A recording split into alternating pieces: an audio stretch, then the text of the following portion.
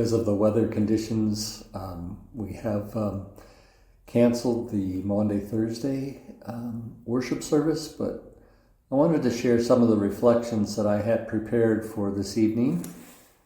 And because this is certainly a sacred day in our church calendar, so I wanted to share a few of these thoughts. Tonight feels different, doesn't it? There's a weight in the world, a quietness that something important, something holy is unfolding on this night.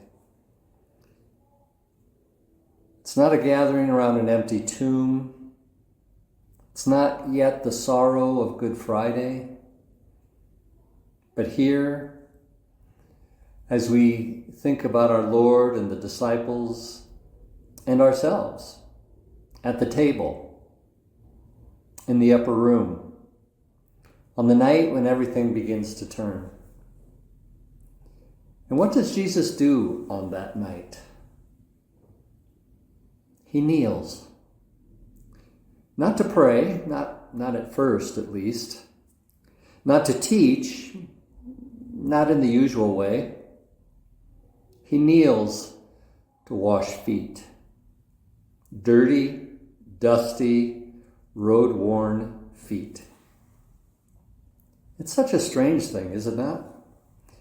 If you are planning your final evening with your closest friends, knowing what was coming, would you spend it doing chores? But that's exactly what Jesus does. In John's Gospel, there is no institution of the Lord's Supper in the same words we hear elsewhere in the Scriptures. Instead, we get this moment. Jesus takes off his outer robe, ties a towel around himself, pours water into a basin, and begins to wash the disciples' feet. It's the work of a servant, actually lower than a servant. And Peter, as usual, speaks what everyone else is thinking. Lord, are you going to wash my feet? Translated, this is all backwards. This isn't how it's supposed to work.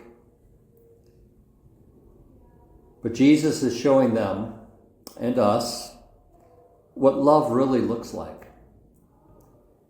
It's not about power, not about control, no profound words. Love gets low. Love stoops. Love serves. Love kneels in the dust. We've been talking all through Lent about moving forward in our faith. But tonight, Jesus reminds us what forward really means. Forward is not about climbing higher. Forward is not about becoming more impressive. Forward is not about securing our place or providing our self-worth or proving our self-worth. Forward looks like a towel and a basin. Unless I wash you, you have no share with me, Jesus says. Because before we can follow Jesus' example, we first have to receive his love. And that's where Peter struggles. And if the truth be told, it's where we struggle too. We're often more comfortable serving than being served, more comfortable giving than receiving, more comfortable appearing strong and having it all together than admitting we need help, we need grace. But Jesus insists, you must let me love you like this. You must let me meet you in your mess, in your weariness, and in your brokenness.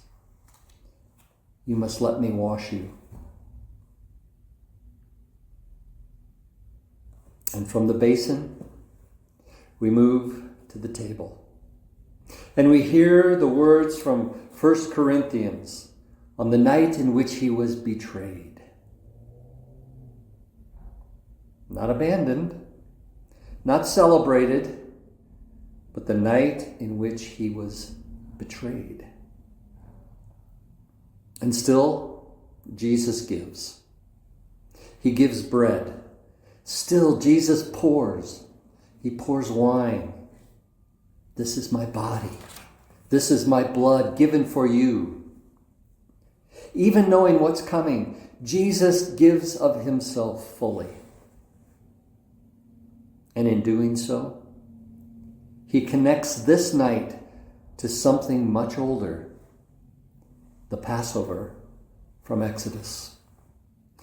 That night, God's people were told to eat in haste, staff in hand, sandals on their feet, ready to move, ready to go, ready to step into their freedom. And Maundy Thursday carries that same sense. For you see, the meal that we celebrate, usually on this night, but on Sundays, and every time we gather around the table of the Lord, the meal is not just about remembrance. It is preparation. We are being fed for the journey. And then in the Gospel of John comes the command, the mandatum, the word that gives Maundy Thursday its name, the mandate. I give you a new commandment, a new mandate, that you love one another just as I have loved you. Not just love, but love that I have loved you. Love people as I have loved you. And that's the difference. See, Jesus doesn't say just love in a general way or some abstract concept or in some nice sort of way. He says, love like this, with towel and basins, with bread and wine, with humility and sacrifice, with a love that doesn't hold back, even when it costs everything. So what does that love look like for us here, now, today? It might not mean literally washing feet, though it might. But it does mean noticing those who are unnoticed. It means serving when no one is watching. It means forgiving when it's so hard. It means showing up for people when it's inconvenient. It means choosing humility over pride, compassion over judgment. It means loving not just in words, but in actions. Because the world doesn't just need more opinions about love. It needs people who live it. So tonight is not the end of the story. We know that. For from this table, we move forward into the garden, into betrayal, into the cross. And yet everything that follows our Lord that night is shaped by what happens here. Because here we see in that upper room the heart of God.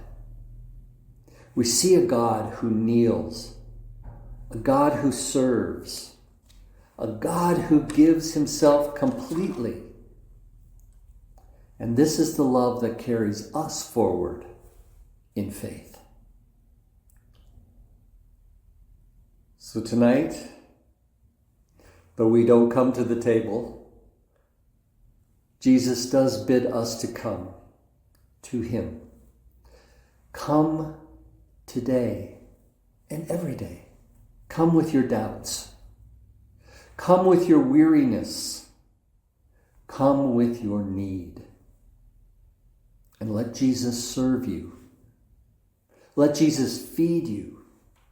And let Jesus love you. And then go. Go into a world marked by this night. Go carrying this love. Go ready to kneel, to serve, and to give. Because this is how we move forward in faith, by moving forward in love.